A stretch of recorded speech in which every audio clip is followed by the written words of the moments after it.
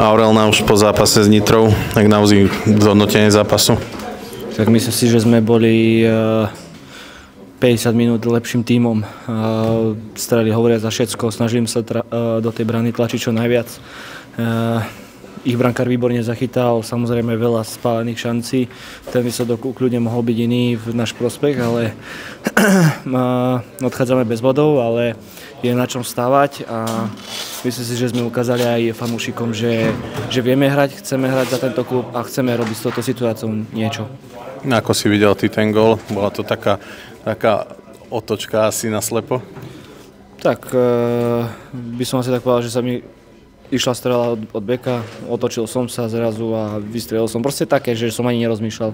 Chcel som proste všetko dávať na bránu a prišťastilo sa. No. Ďakujem pekne za rozhovor.